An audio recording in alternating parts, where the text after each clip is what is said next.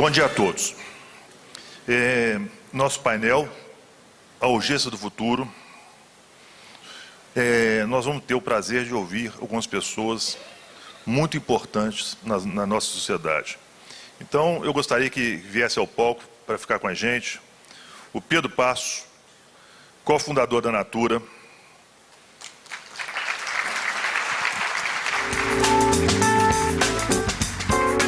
A Mônica Sodré, diretora executiva da Rede de Ação Política e de Sustentabilidade, RAPS.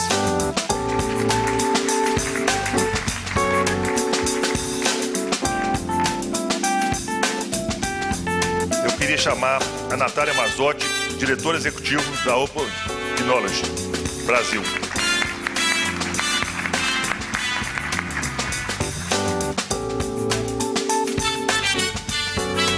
Também com a gente a Natália Mazzotti, diretora executiva, a Maiana Zatz, geneticista brasileira.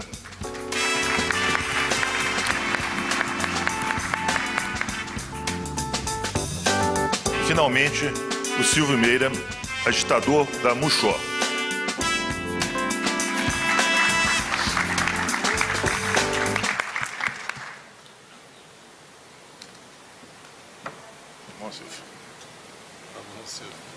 Bom, gente, vamos sentar, por favor? Muito bom, né? Você muda o Brasil e a prova disso é nós estarmos aqui, todos presentes com esse ideal. Enquanto nós imaginamos esse evento, a gente imaginou que fosse para 250 pessoas. Depois aumentamos para 300. E temos aqui hoje mais de 600. Isso prova que todos nós queremos mudar o Brasil. E nós queremos mudar. O Brasil precisa de mudança. Nós podemos mudar e vocês podem mudar. Isso que é o importante. Esse é o tema desse evento. Bom, gente, eu queria começar com uma frase que eu ouvi há pouco tempo de um investidor externo, que me marcou muito. Eles olham o Brasil de forma diferente que nós brasileiros. Ele falou que apenas 3 países, somente 3, têm as duas características de serem, ao mesmo tempo, ter mais de 8 milhões de habitantes, mais de 8 milhões de quilômetros quadrados e mais de 200 milhões de habitantes. São eles, Estados Unidos, China e Brasil. Estados Unidos e China já foram. Está na hora do Brasil. Nós somos um país diferente, com muito potencial. Temos que pensar por que não fomos ainda. É isso que estamos fazendo aqui hoje, né? E aí, ouvindo uma outra frase de outro amigo do exterior, ele me chamou a atenção da importância da união do país. E no Brasil, a filantropia recebe apenas 0,2% do PIB anualmente. Nos Estados Unidos, 1,5% do PIB anualmente. A diferença é de 300 bilhões de dólares para 6 bilhões de dólares. É uma diferença de dinheiro muito grande que é investido em educação, saúde, desenvolvimento social. Isso é muito importante. Mas por que isso? Gente, nós precisamos de união. O Brasil não pode ser nós contra eles. O Brasil somos apenas nós. Uma nação que queira crescer, o Brasil que queira mudar, tem que ser o Brasil nosso. Não pode ser o Brasil dividido. E nós, quando fizemos esse evento, essa foi uma das ideias iniciais. Mas por que somos nós contra eles? Nós temos que pensar um pouco, nós temos que assumir a nossa culpa, talvez da nossa omissão, talvez nós tenhamos sido omissos no passado e não queremos mais ser daqui para frente. Essa é uma das razões do evento. Mas muito mais importante que isso, é como transformar o Brasil no país do nós, não do país de nós contra eles. E tem uma palavrinha mágica, que é a cola de tudo isso, o grude de tudo isso, que chama-se propósito. Se todos tivermos um bom propósito, com certeza o Brasil vai mudar para melhor e será o país de nós. E essa palavra propósito, que é tão importante, que pode significar tanto no futuro do Brasil, nós vamos discutir um pouco dela aqui hoje. Então, para não alongar mais, nós temos aqui um tempo bem marcadinho, nosso painel tem horário a ser cumprido, e eu queria que cada um dos panelistas pudesse falar um pouco da visão dele, disso que nós estamos falando aqui, da mudança do Brasil, como chegar lá, qual a sugestão de cada um. Vocês vão ouvir mentes brilhantes que vão nos ajudar nisso aí. Mas, antes de mais nada, eu quero passar a palavra para o Pedro, que vai nos auxiliar aqui um pouco para pensar o que é propósito, né, Pedro? Ok? Vou tentar. Bom dia a todos, prazer estar aqui, obrigado pela presença dos amigos. Uma segunda-feira fria de São Paulo, mas onde falar sobre o futuro do Brasil vem acoplado com um senso de urgência muito grande. Eu acho que é oportuno e feliz o nome desse nosso painel. A situação é difícil, o cenário econômico de uma fragilidade renitente, as instituições confusas, para dizer o mínimo, com um executivo sem legitimidade popular, um legislativo distante da sociedade e um judiciário que por vezes faz decisões de difícil entendimento para a população. Como não poderia deixar de ser, esse tipo de situação causa um sentimento de frustração na sociedade, um desalento, que são muito gritantes, muito alarmantes nesse momento. Qual a saída? Sem definir um país que queremos para o futuro, com uma visão de longo prazo, e como construí-lo, vai ser difícil mudar esse cenário econômico, social e político que vivemos. O propósito comum, como dizia o Rubens, o propósito comum construído a partir dos anseios da sociedade e nos caminhos que nos levarão a essa visão de país futuro, é que vai ser a energia transformadora dessa situação atual. Eu me arrisco a dizer que todos nessa sala têm um propósito comum, que é essa cola que vai dar coesão à sociedade. O Brasil é um país que cultiva a democracia como um bem inalienável. Tem instituições fortes que dialogam entre si, respeitando a autonomia uma das outras. O Brasil quer proporcionar igualdade de oportunidade para todos. O Brasil busca e quer buscar incessantemente o bem-estar social, respeitar a liberdade de expressão e os direitos individuais. O Brasil quer ter uma economia dinâmica, aberta e integrada ao mundo. O Brasil quer estabelecer conexões culturais fluidas com outros países.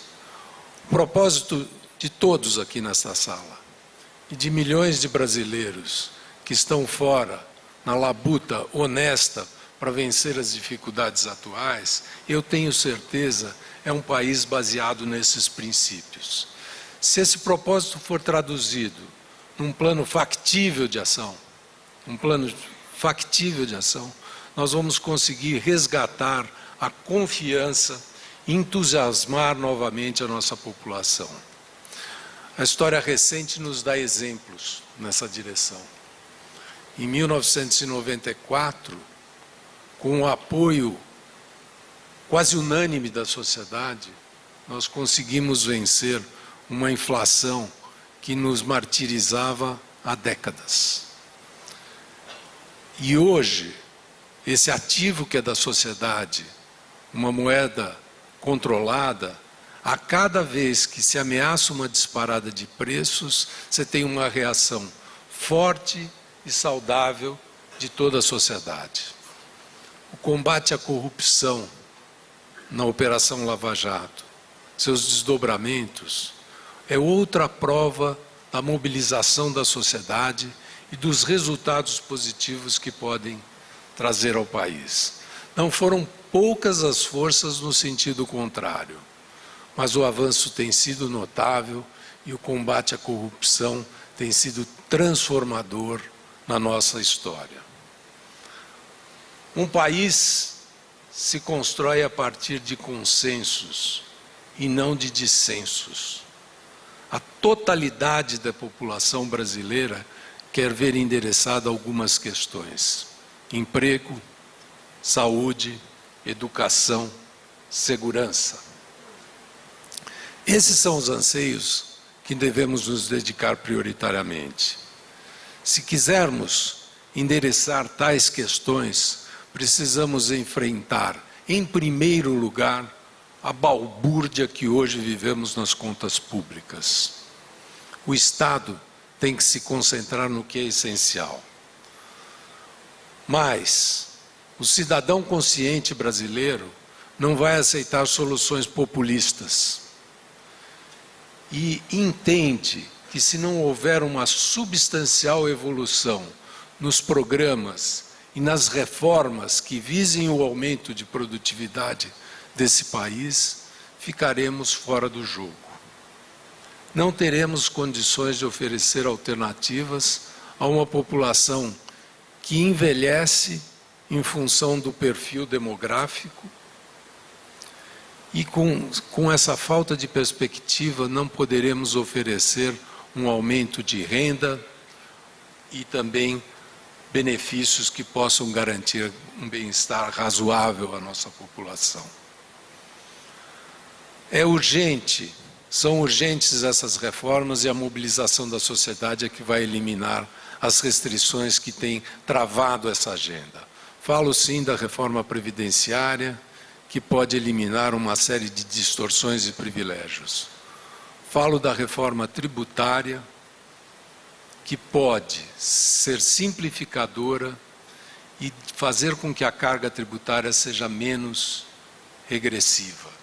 Falo também de uma reforma política que pelo menos nos dará o sentimento de sermos mais bem representados diante da nossa situação, diante dos nossos governantes. Queremos sim elevar à frente essa agenda, porque senão não há solução para a precariedade das contas públicas e para a economia, que não vai sair desse estado de letargia atual.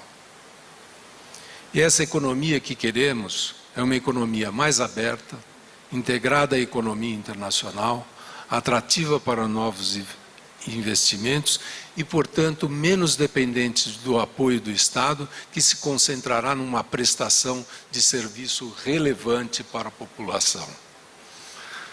O protecionismo excessivo derruba a nossa produtividade, das nossas empresas e dos nossos trabalhadores, e permanece como um empecilho à evolução da nossa economia.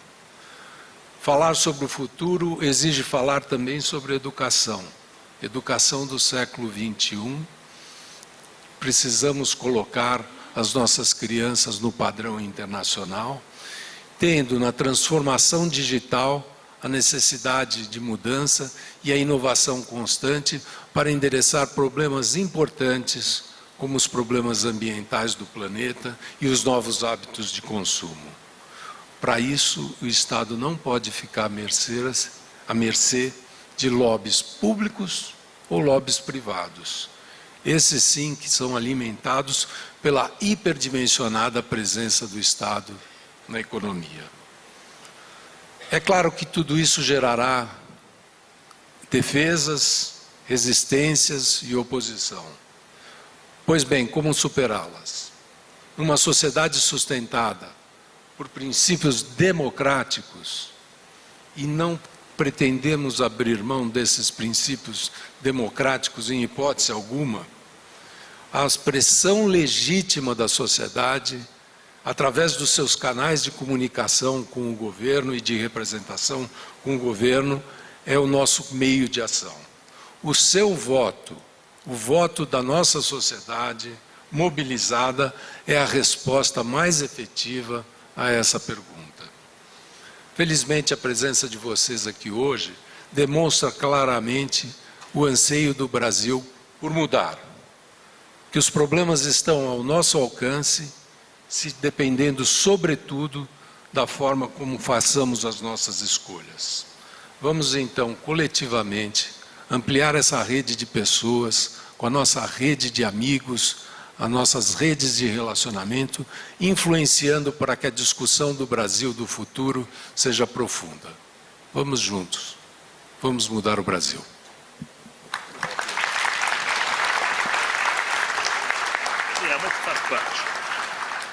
Bom, gente, eu tenho certeza que vocês aí apreciaram bastante o ponto do Pedro. Agora vamos complementar, né, Mônica? Acho que a Mônica também está fazendo um trabalho muito bacana. Vai falar um pouco dele para a gente, mas sempre tendo como pano de fundo isso que nós estamos falando aqui no seminário. Vamos lá, Mônica. Obrigada, Rubens. Obrigada, Pedro. Bom dia a todos vocês, ao pessoal que nos assiste também online. Sou Mônica Sodré, atualmente diretora executiva da RAPS, a Rede de Ação Política pela Sustentabilidade. Sou também cientista política. Concordo com o que o Rubens trouxe, o Pedro também trouxe, a questão do propósito.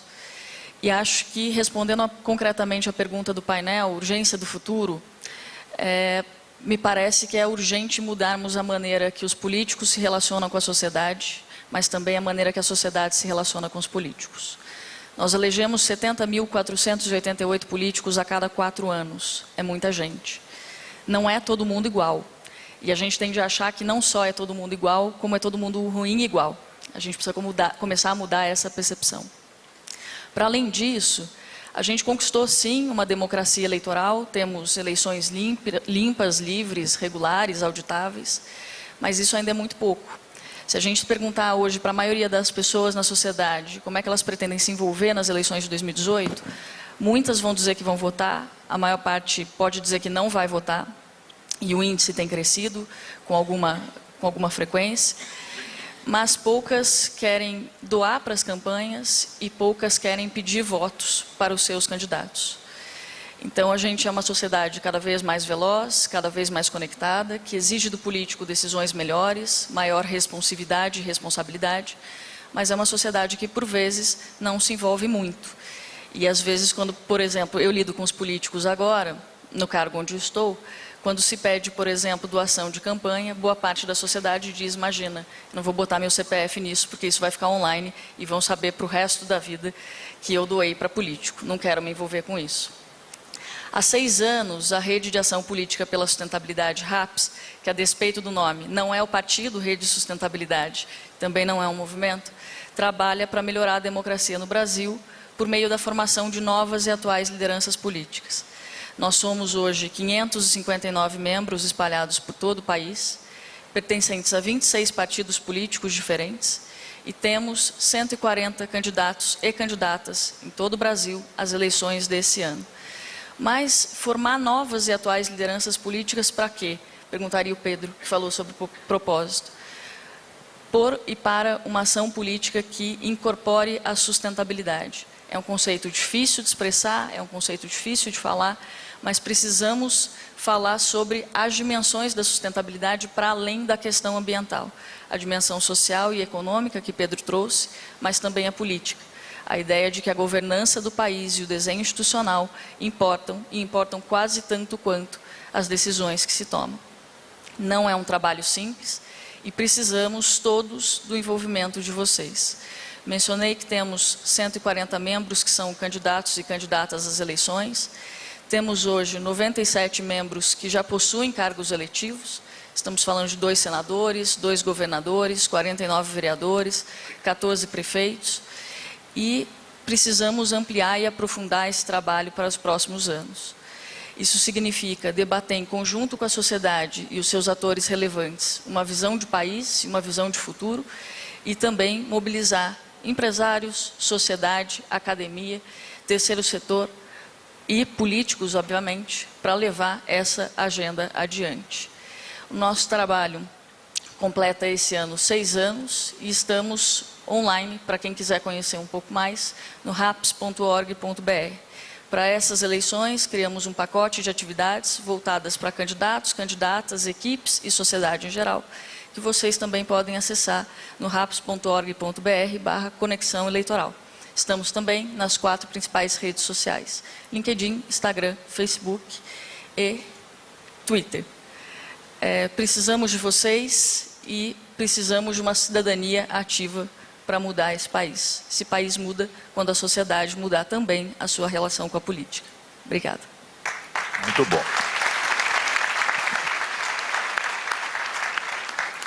Bom, é importante ressaltar aqui, né, Mônica, que nós aqui, de fato, nós não temos vinculação partidária, mas temos eleição aqui chegando. E o que a Mônica colocou, o voto é muito importante, nós temos que ter consciência nesse momento, né? Isso é civismo, né? Esse evento fala disso. Então, vamos pensar nisso com muito carinho. E vocês vão notar que esse bloco primeiro, os painelistas se complementam. Quer dizer, a Mônica foi complementar o Pedro, né? E todos os próximos três têm uma visão muito interessante do momento que a gente está passando.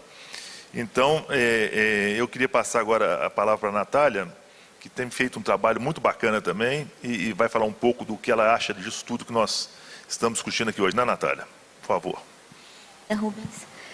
Bom dia a todos e todas. É um prazer estar aqui. Agradeço a organização do evento pelo convite. Eu acho que é bem interessante eu falar depois da Mônica, que já traz um pouco dessa contextualização e dessa importância da participação da sociedade.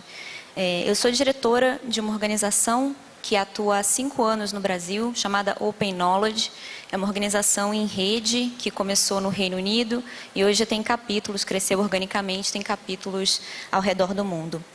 Aqui no Brasil, a gente atua basicamente para promover uma participação política mais efetiva e aberta.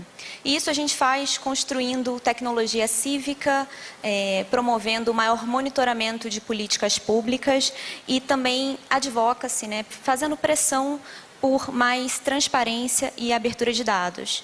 Mas aí vocês podem perguntar o que tem a ver tecnologia, abertura de dados, transparência com maior participação. E para responder, eu vou falar de um dos nossos projetos, que talvez alguns de vocês já conheçam, que é a Operação Serenata de Amor. A Operação Serenata é um projeto de tecnologia voltado ao engajamento na política, né? É um projeto que promove participação das pessoas a partir da fiscalização dos gastos públicos. E essa fiscalização ela é feita utilizando inteligência artificial, para promover um entendimento de como esse gasto está sendo feito, da eficiência desse gasto. Então, a gente criou um robô, que a gente carinhosamente apelidou de Rose, e a Rose levanta suspeitas de uso irregular da cota parlamentar. A cota parlamentar é uma verba a que todos os nossos deputados têm direito e que é bastante usada. Ela gera uma base de dados com milhões de informações de reembolsos dos nossos deputados por ano. E só para vocês terem uma ideia, por dia a gente recebe, né, na verdade a Câmara recebe mais de 1.500 notas de reembolso. É muita coisa e aí a gente pode imaginar quantos auditores seriam necessários para checar e fiscalizar esse tanto de nota. É bastante para os olhos humanos. Mas não é bastante para Rose, a nossa robô, que já encontrou mais de 8.000 suspeitas de gastos com esse monitoramento da verba dos deputados. Que tipo de suspeitas são essas, né? Bom, um deputado, por exemplo, que almoçou 13 vezes no mesmo dia. Um outro que utiliza a cota parlamentar, no máximo que é disponibilizado para gasolina, que é R$6.000, durante 8 meses, religiosamente, no mesmo posto de gasolina. Então, o máximo da cota com uma só nota no mesmo posto. E por que a gente levanta essas informações? O que a gente faz com isso? A gente engaja as pessoas. A gente acredita, e a Rose é um agente disso também, que é importante os cidadãos verificarem como que é feito o gasto e como que os seus representantes estão atuando no Congresso. Alguns deputados chegam, inclusive, a bater boca com a Rose. É engraçado ver isso no Twitter. Mas, de todas as suspeitas que a Rose já levantou, que foram mais de 8.000, dessas 8.000, mais ou menos 600 se tornaram denúncias. E, enfim, essas denúncias, 600 denúncias é o que, em geral, a Câmara dos Deputados recebe durante um ano. Isso a gente conseguiu fazer em alguns meses. Só que eu acho que o mais legal desse projeto, o impacto disso, não são esses números, mas a mudança de cultura que esse monitoramento gera na Câmara. A gente tem percebido isso olhando para os dados, uma diminuição de casos, né? Enfim, a gente percebeu que olhar, que monitorar realmente gerava um impacto em como o político, como o deputado usava aquela verba a que ele tem direito. Nada disso, nada do que a gente monitora é ilegal, né? Mas a gente pode entender um pouco melhor de como que o deputado se porta, olhando um pouco também para isso. Por isso que a gente gosta dessa frase de que a luz do sol é o melhor desinfetante, né? Então, é bem interessante ver como que, utilizando tecnologia para transformar uma enxurrada de dados em informação relevante, né, em informação acessível, pode contribuir para fomentar a participação na política. Isso a gente pode usar, inclusive, para melhorar a gestão pública. Tem um exemplo que eu gosto bastante, que aconteceu em 2015, e um grupo de jornalistas do Estadão levantou as informações a partir do portal da transparência, que é um portal muito utilizado e muito eficiente, né, para trazer os dados da gestão pública.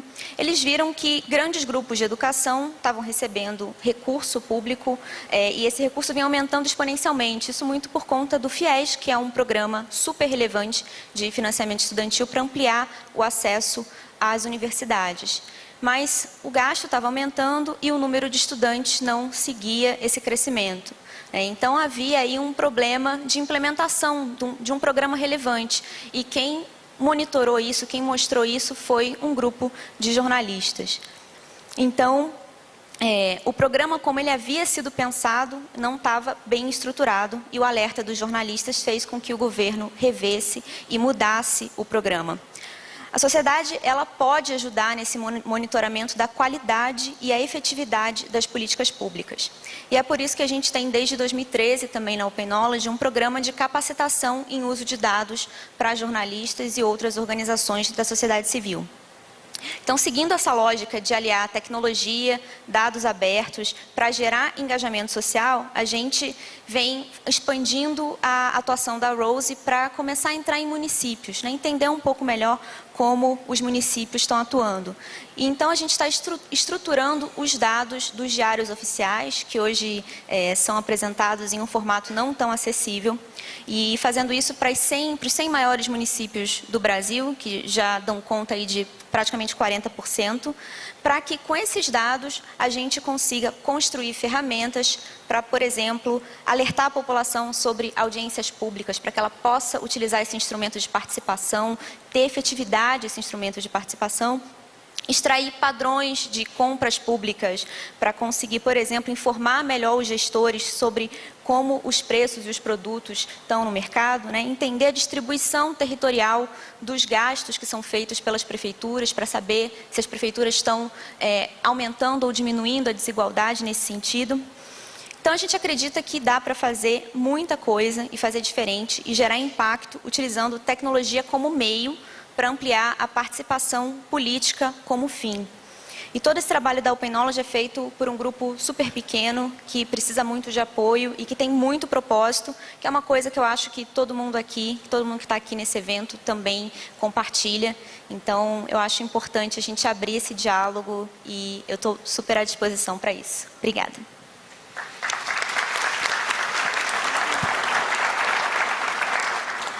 Muito bom, Natália. Sua grande mensagem é que não adianta a gente ter os dados se a sociedade não cobrar. Então, nós precisamos aumentar essa interação e quer dizer, e felizmente a tecnologia já nos proporciona essa facilidade, né? E então, como eu disse anteriormente, vocês veem que as opiniões cada vez mais complementares, somando ao todo, né? E aí, dentro desse espírito, nós vamos ter agora a oportunidade de ouvir a Maiana, que também eu tenho certeza que vai ajudar bastante, né, Maiana? Espero. Bom, eu queria primeiro parabenizar os organizadores por esse evento, agradecer o convite e agradecer a todos vocês que, como eu, acreditam que a gente pode mudar o Brasil, né? E como cientista, eu vou, obviamente, defender a importância da ciência para melhorar o Brasil, né? Quais são as propostas, o que eu acho que deveria ser mudado? Primeiro, acho que a gente precisa lutar para aumentar o investimento do PIB para a ciência e tecnologia. Ele hoje é menos de 1%, nos países desenvolvidos é mais de 3%, e a gente precisa chegar pelo menos em 2%. E esse investimento, que já era pequeno, sofreu cortes substanciais a tal ponto que está inviabilizando as pesquisas. Com exceção de São Paulo, onde nós temos a sorte de ter a FAPESP, no resto do Brasil a situação é catastrófica. Nós temos laboratórios sendo sucateados e, o mais triste, jovens pesquisadores promissores deixando o Brasil. E essa fuga de cérebros é irreversível. Pesquisa não é como uma construção onde você pode interromper e começar mais tarde. Uma vez interrompido, você perde todo o investimento. E nós temos inúmeros exemplos de investimentos no Brasil que foram um sucesso, como Embraer, a Embrapa, Petrobras, o carro álcool, entre outros. Então, se não houver um aumento de recursos para P&D, o gap do Brasil com o primeiro mundo será cada vez maior e ficaremos cada vez mais na dependência deles. Acho muito importante também a gente criar uma frente parlamentar para a defesa da ciência. Nós precisamos educar os parlamentares sobre a importância da ciência e tecnologia para o desenvolvimento do país. Recentemente, os cientistas sabatinaram alguns candidatos à presidência. E um deles nos disse: vocês precisam me convencer de que a ciência é importante. Essa informação ilustra bem a desinformação de cidadãos que poderão estar amanhã legislando e a importância de se criar essa frente parlamentar para aprovar e agilizar medidas em prol da ciência e tecnologia. Nós precisamos aumentar e facilitar a interação entre universidades e empresas. Já demos um avanço importante nesse sentido com a regulamentação da Lei 13.243, a Lei do Bem, mas ainda há muita burocracia que desestimula as empresas a investir. O temor de que haja alguma falcatrua engessa todo o processo e acaba punindo as pessoas honestas. Precisamos ter incentivo fiscal para pessoas físicas ou jurídicas que fizerem doações para universidades ou pesquisas. Isso é diferente do programa entre universidades e empresas. Por exemplo, nos Estados Unidos, qualquer cidadão pode doar $1 milhão ou mais de dólares para uma pesquisa como doença de Alzheimer. Eu gosto de usar esse exemplo porque todos nós estamos em risco de termos a doença de Alzheimer. Esse cidadão terá incentivos fiscais nos Estados Unidos. Mas aqui no Brasil, se uma pessoa quiser fazer uma doação como essa, ela terá que pagar ainda 4% ao imposto de renda, o que é um absurdo e um desestímulo total. Isso me foi confirmado recentemente pelo João e Branca Moreira Salles, que doaram 350 milhões para criar um instituto, o Instituto Serrapilheira, para apoiar pesquisas científicas. A proposta era apoiar pesquisadores do Brasil todo, que não têm a sorte de ter a FAPESP e que não têm recursos para suas pesquisas. E o edital exigia que os candidatos tivessem um ótimo currículo e submetessem um projeto em inglês, que seria avaliado por cientistas internacionais. Nós imaginávamos que iríamos receber de 100 a 200 projetos. Mas, para nossa surpresa, tivemos 2.000 projetos submetidos, o que mostra a demanda reprimida. E quanto esses jovens poderiam contribuir para o desenvolvimento de ciência e tecnologia se tivessem recursos. Nós precisamos diminuir a burocracia e facilitar a importação de reagentes e material de pesquisas. Enquanto nos Estados Unidos, quando você precisa de um reagente, você recebe ele no dia seguinte, aqui você pode levar meses por causa das burocracias alfandegárias. Isso gera um desperdício enorme e muitas vezes inviabiliza uma pesquisa. O governo precisa ter confiança nos seus cientistas. E, finalmente, nós precisamos aumentar a divulgação sobre ciência e achados científicos através de debates, vídeos, internets, outros meios de comunicação. Muito obrigada.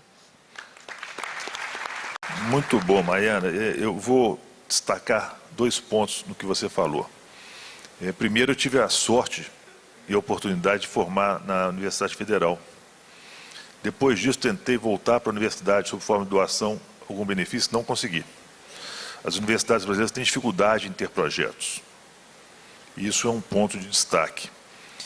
A segunda coisa que você falou, que a gente tem que ter muita atenção, e a gente tem que considerar que é uma falha nossa, é muito dolorido para a nossa geração estar enxergando hoje 150 mil brasileiros que nós investimos neles, a sociedade investiu neles em educação e outros tipos de desenvolvimento, e eles estão indo para fora.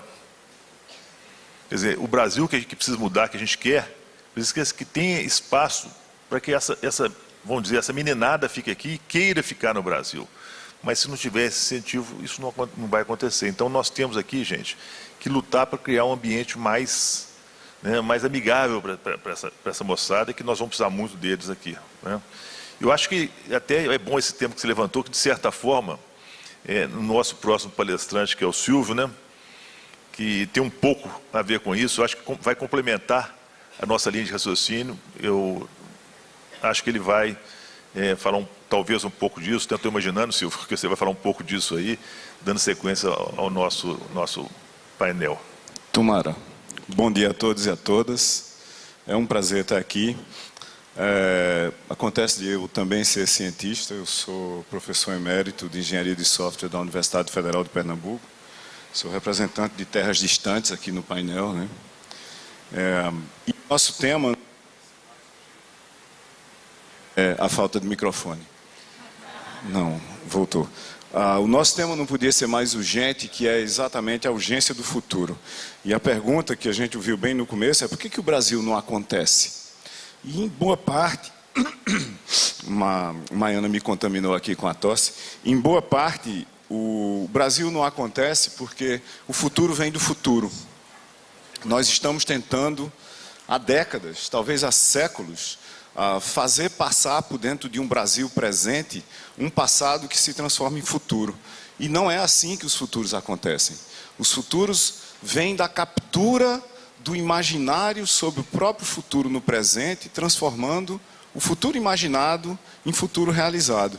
E nós temos tido uma dificuldade muito grande em capturar esse imaginário de futuro no Brasil, de definir propósitos, de criar desafios únicos. Maiana mencionou, e mencionou muito bem, o caso da Embraer, né? O caso da Embraer é um conjunto de brigadeiros de aeronáutica, depois da Segunda Guerra Mundial, decide que o Brasil é grande demais, naquele sentido de tanto territorialmente como do ponto de vista de complexidade geopolítica, é grande demais para depender de transporte aéreo comprado de outros e que precisa fazer transporte aéreo para outros para poder fazer para si mesmo.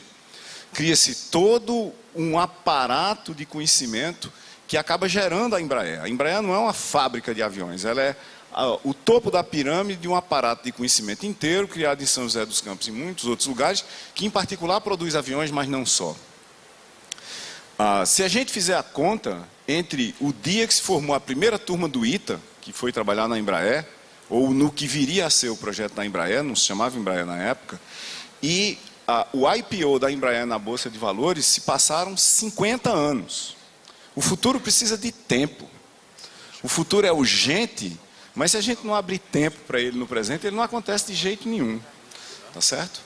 Em 1985, eu e um conjunto de colegas resolvemos transformar o que era na época uma instituição mais ou menos indigente de informática, o então Departamento de Informática da Universidade Federal de Pernambuco, numa das maiores instituições de informática da América Latina, que hoje é o Centro de Informática da Universidade Federal de Pernambuco, que acabou de graduar, sexta-feira passada, o seu mestre de número 1800, basicamente, e graduou já 450 PhDs.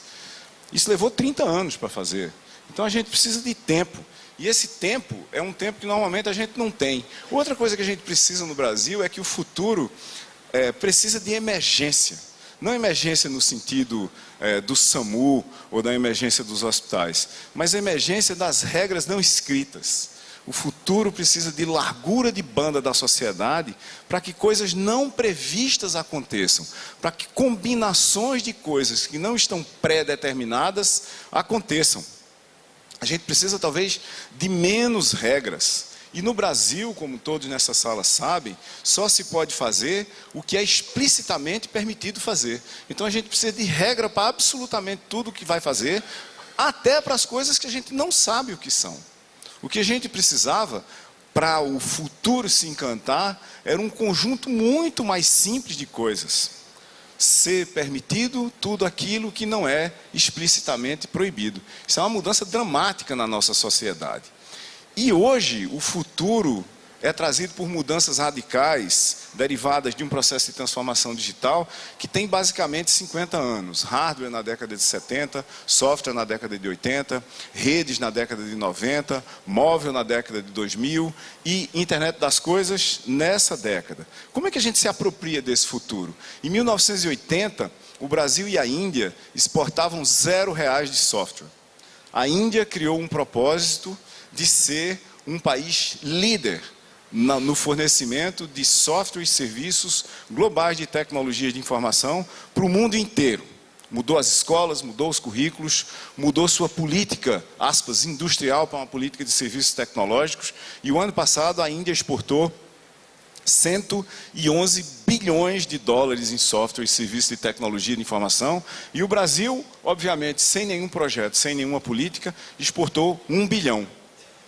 Talvez de um potencial, não de 111, mas de 20 bilhões. A Índia emprega 16 milhões de pessoas nesses 111 bilhões de reais de exportação. O Brasil emprega 1 milhão, poderia empregar 3, poderia empregar 4, poderia empregar 5 em serviços do futuro.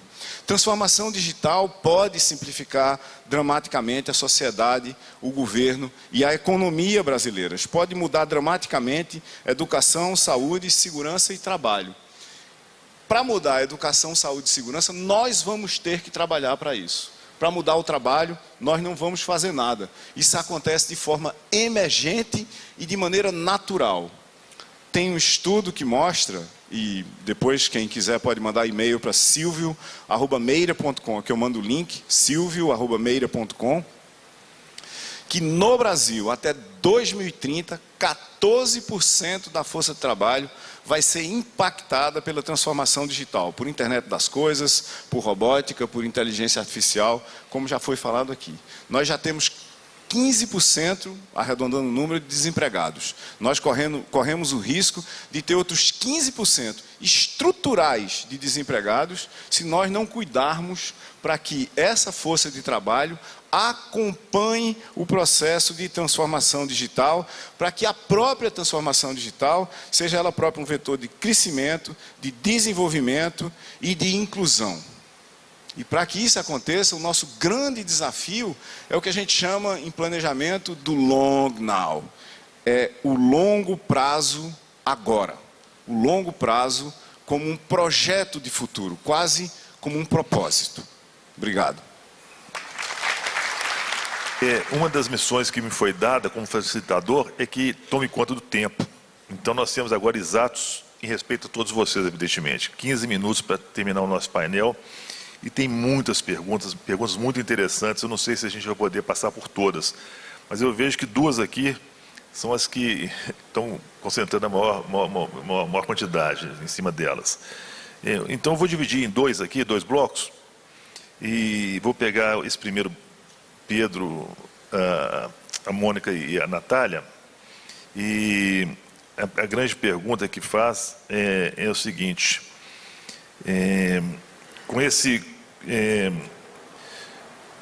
estamos sempre procurando um salvador e acabando elegendo populistas. Chegou o momento de mudar o sistema já, que quem muda o Brasil é cada brasileiro. E continuando a pergunta, emendando em outra, como viabilizar a reforma política com o Congresso que temos? Uma alternativa seria algum crescimento de democracia direta, etc, etc. Então, são duas perguntas complementares que eu passaria para vocês aí. Já que nós estamos querendo mudar, o que a gente pensa disso, né, Pedro? Por favor. Começo eu. Bem, gente, nós temos essa urgência que o Silvio falou para fazer o futuro acontecer a partir de agora. Nós temos que conviver com essa ansiedade de trazer esse futuro para essa realidade, para ver que nós estamos pelo menos no rumo certo, porque é isso que vai nos dar a tranquilidade e retomar a confiança no nosso país. Mas eu queria dar uma mensagem aqui de otimismo, de dizer o seguinte: olha, o Brasil vem evoluindo, a agenda vem evoluindo apesar do nosso sentimento de urgência. Nós somos um país democrático, nós somos um país que estabilizou a moeda, nós somos um país que tem os assuntos sendo discutidos agora em fóruns como esse. Estamos falando de reformas e transformações importantes na educação, na economia, em tantos aspectos. A agenda está aí, está na nossa frente e novos consensos vão se criando. Eu acho que nós não podemos abrir mão do consenso fundamental, que é a democracia. Eu acho que mecanismos que tentem criar atalhos a nosso sistema de representação através da consulta direta podem ser muito perigosos. Nós temos efetivamente que nos concentrar na eleição e na escolha de bons governantes, com consciência, com profundidade. Esse é o nosso trabalho. Gente que capture o que está sendo dito a respeito dos anseios da sociedade brasileira, gente que capture a inserção do Brasil no século XXI. Agora vamos ouvir um pouco a Mônica, o que ela acha disso aí.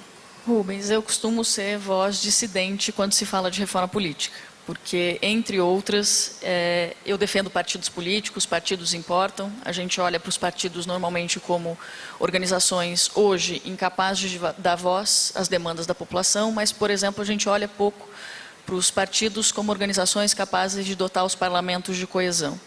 Quando a gente fala de reforma política, eu tenho uma preocupação que é a gente achar que qualquer reforma no sistema político, no eleitoral, no partidário, vai resolver a crise de valores e a crise moral que a sociedade se encontra hoje. Isso não vai ser resolvido com a mudança na maneira que se converte voto em cadeira.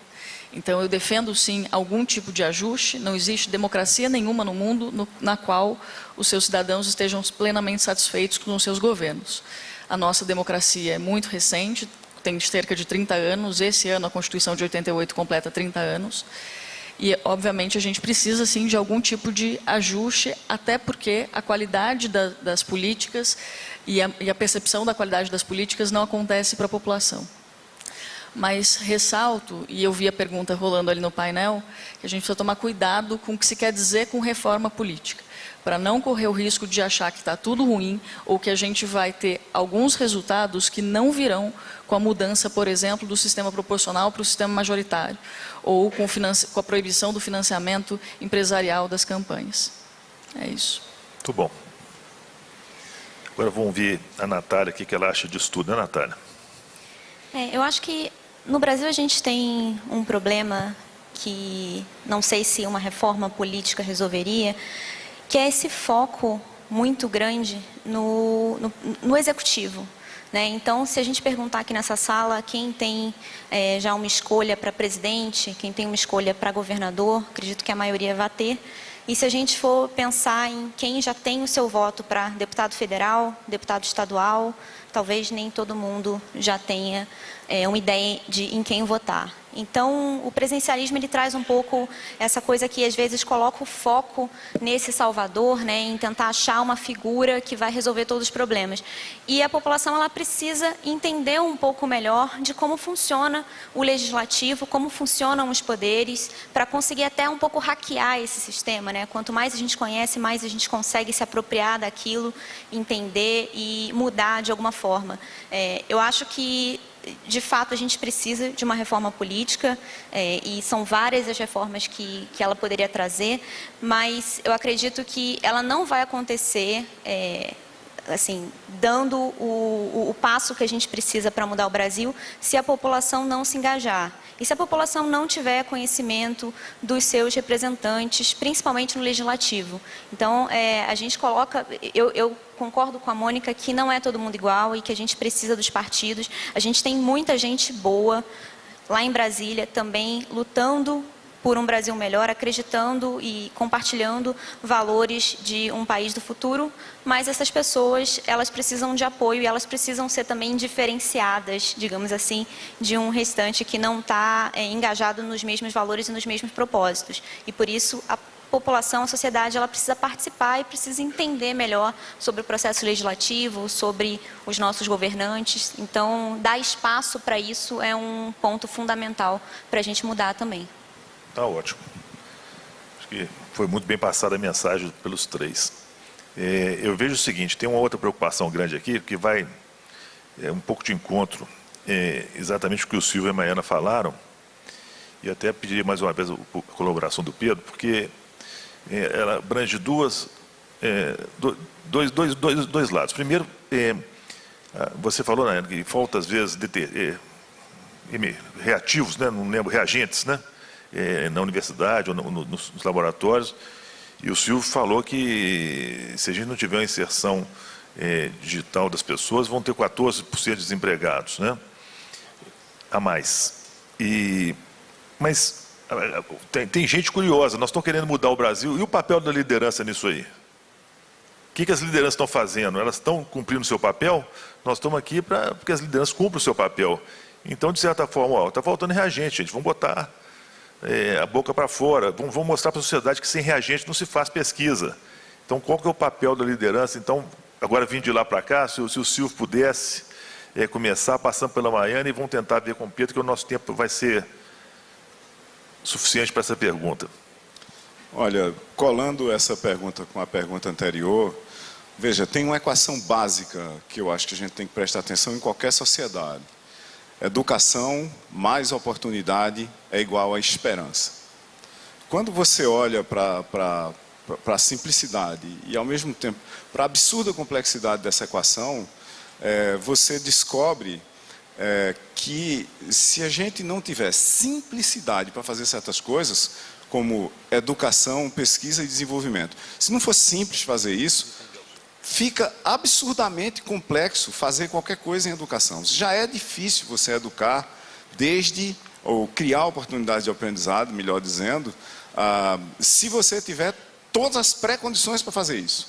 Quando você complica esse problema desnecessariamente, por exemplo, fazendo com que na área de Maiana, que é uma das mais afetadas, seja praticamente impossível você criar qualquer relação com o mundo externo a partir do Brasil, aí fica, eu diria, quase impossível. Tem umas heroínas como ela que fazem.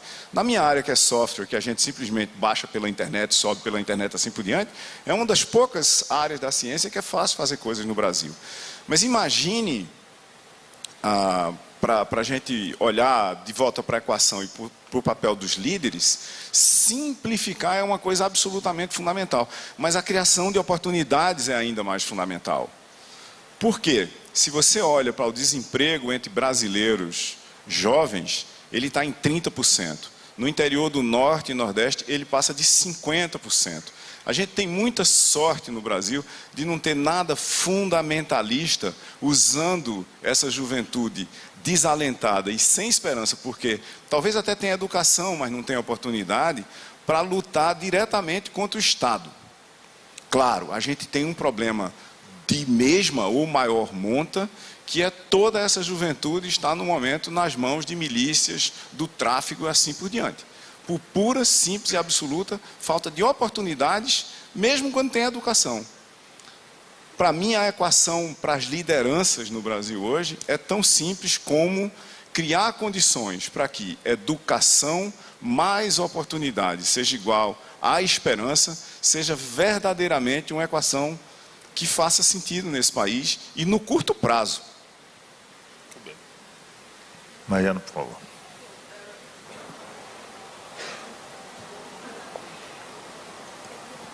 Obrigada. A proposta de facilitar a importação de reagente, material para pesquisa, é muito simples. É simplesmente ter confiança nos cientistas. Nós já tentamos mais de uma vez com parlamentares em Brasília e dizer, olha, por que a gente não pode importar um reagente como se importa um livro pela Amazon e eles entregam diretamente para a gente? Não, tem que passar pela alfândega, nós precisamos de despachantes e, no fim, sai muito mais caro todo o processo. Então, o que a gente defende é que, com o mesmo recurso, a gente poderia fazer muito mais se houvesse essa facilitação para a gente poder fazer as importações todas para as nossas pesquisas. E com essa dificuldade, o que acontece é que a gente acaba perdendo a oportunidade de publicar trabalhos de qualidade, né? Porque hoje em dia a velocidade do desenvolvimento científico é tão grande que se você não faz a coisa rapidamente, obviamente alguém no primeiro mundo pode ter a mesma ideia e fazer antes de você, né? Então, isso seria uma coisa muito simples e poderia ajudar muito nas pesquisas. A velha amiga burocracia. Exatamente, a burocracia. Eu assino tantos papéis para poder importar os reagentes que eu brinco sempre que eu estou destruindo uma árvore por dia, de tanto papel que a gente assina que não seria necessário. Nós estamos no fim de um ciclo de representação que lideranças tradicionais não dão mais conta do recado. Mas a mensagem boa é que movimentos sociais emergem com uma vitalidade muito grande. Movimentos que estão aqui representados e outros. A gente vê que a sociedade quer fazer a renovação das suas lideranças. E isso eu acho que é um sinal que vai produzir resultados muito brevemente. Talvez aquele futuro que o Silvio imaginou venha acontecer um pouquinho mais cedo, porque a gente vê a emergência dos movimentos sociais se engajando na sociedade e mesmo da representação empresarial, da representação sindical, buscando mudanças de uma agenda que acabou, e que precisa de uma renovação. Então eu sou muito, por um lado, o sentimento de urgência está presente, necessidade de mudança está presente, mas eu sinto que o Brasil está produzindo uma nova geração de líderes que tem uma consciência ampla do que é necessário para o país ser um país moderno, integrado, um país que atende às necessidades sociais e que tem o Estado no seu verdadeiro papel, atendendo às prioridades do bem-estar social e fazendo com que a sociedade faça o restante do seu trabalho. Muito bom, Pedro. Bom, pessoal, nosso tempo está finalizando e eu só queria ter a liberdade de ler uma pergunta aqui que eu recebi do José Guilherme Alcorta, que a gente vai filosofar em cima dela aqui, nesse final. A maioria dos líderes não se posiciona nas redes com suas opiniões sobre corrupção, política, princípios e valores para influenciar positivamente as pessoas. Por quê? Isso fica para uma reflexão coletiva. Talvez a gente possa mudar um pouco mais o Brasil com o posicionamento correto das lideranças aqui presentes. Bom, agora a gente ficaria ouvindo essas pessoas maravilhosas que estão aqui por muito tempo, mas acabou o nosso tempo da sequência. Eu vou ter a honra de chamar aqui o nosso amigo Walter Schalka, que vai conduzir o próximo painel sobre um item importante que a gente sabe que é educação e ética. Por favor, Walter.